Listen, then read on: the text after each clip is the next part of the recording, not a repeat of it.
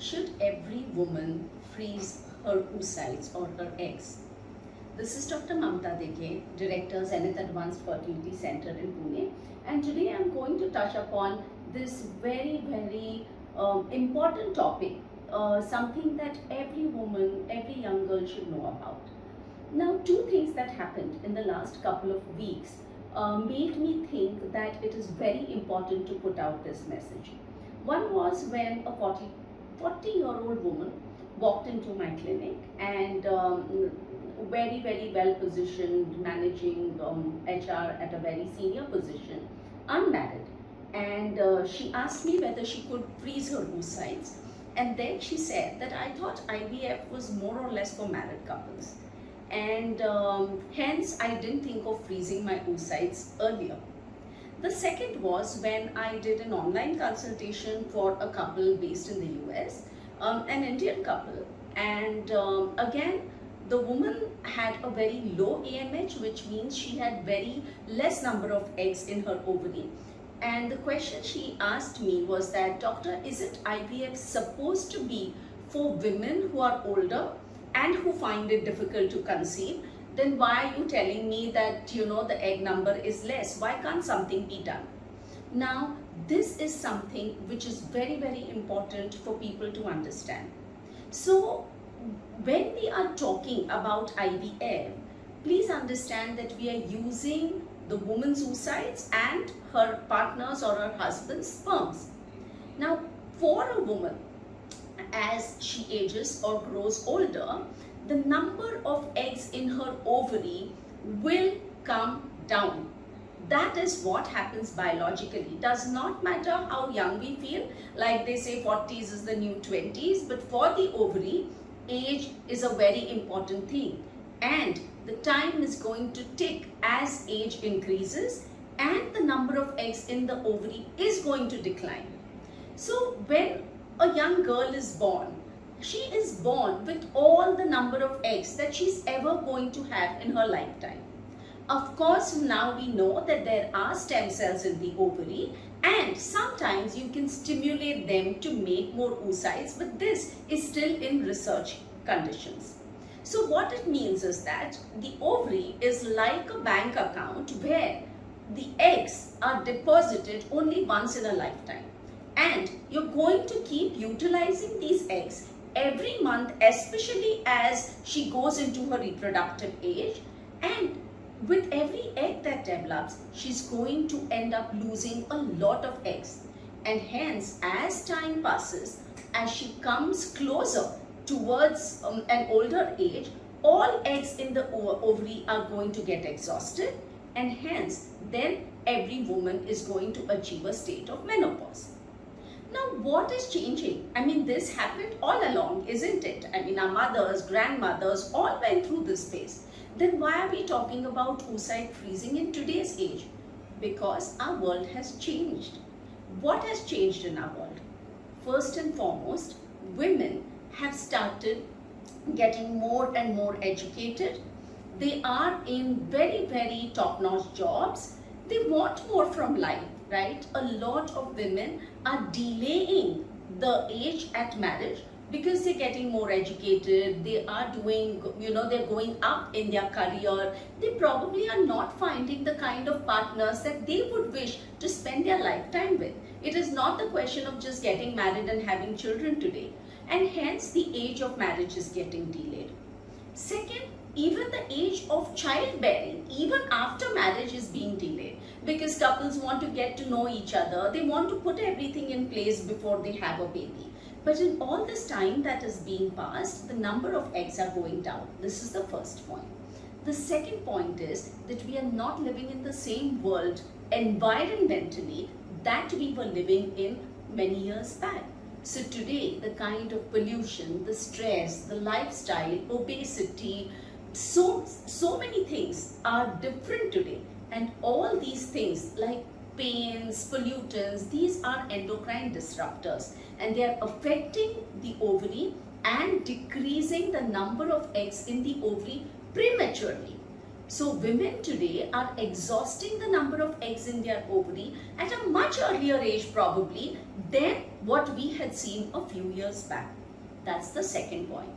And the third point is that it has been shown, research has proven that Southeast Asian women and Indian women have lesser ovarian reserve. So we as a pool of Indian women probably have less number of eggs in our ovaries compared to our Caucasian counterparts. Now put all these three factors together and what do you have? You have a low ovarian reserve at a much younger age, or at a higher age you obviously know that the number of eggs are going to be less. Now what happens if your number of eggs are going to be less? It is felt that ultimately you want one baby, one oocyte is fine. The second myth is my periods are coming regularly. Why should I worry about my ovarian reserve declining? Now let's look at these two myths. First and foremost, one egg does not translate to one baby. It has been proven that for a woman who's less than 35 years of age, she will need approximately 6 oocytes to give one chromosomally normal embryo. And as the age increases, the number of eggs that are required to give one chromosomally normal embryo actually starts increasing because the egg quality is decreasing. So for a younger woman, even if number of eggs are less, quality is good and less eggs can still give a good embryo. Whereas for an older woman, the quality of the eggs is declining and hence you're going to require more number of eggs to ultimately give that one chromosomally normal embryo. But in contrast, what is happening is actually her egg numbers are decreasing. So she needs more numbers, but her egg numbers are decreasing. So it is not that, oh, I have one egg is ovulating, so it's very, very possible to have a baby. It is not impossible, but it gets harder. That's the first thing. The second thing is that just because your menses are regular does not mean you have adequate or normal number of eggs in your ovary. The work that an ovary needs to do just to keep your menstrual cycle go on normally is very different from the kind of reserve the ovary needs to have to give a good chromosomally normal competent oocyte which can lead to a chromosomally normal embryo. So just because your periods are coming normal does not mean that everything is fine with the ovarian reserve. Put all these factors together and what do you have today? You have, and we see women who are, one, even at a younger age have a less ovarian reserve. Two, we see older women who probably had a good ovarian reserve when they were younger, but they have delayed their childbearing to such an extent that today they have less number of eggs in their oocyte. So what do we do? What can we do? Today, do we have something to prevent this decline? We do not. So we cannot, as of today, prevent this decline in the ovarian reserve. What we can do though is make sure that we have frozen our oocytes, maybe just as an insurance, so that in case these oocytes are very less when the time of childbearing comes, you can utilize the oocytes that you have frozen when you were much younger and they were much more in number. So when you are younger, you will have better quality, better quantity of these oocytes. And then in case pregnancy does not happen naturally, then you can go back, utilize these oocytes with an IVF procedure, make embryos and then complete your dream of motherhood. So hence, I think it is very, very important for women today, for families, friends, everybody to understand that oocyte freezing is something which is very important for every woman to consider. Every woman to consider.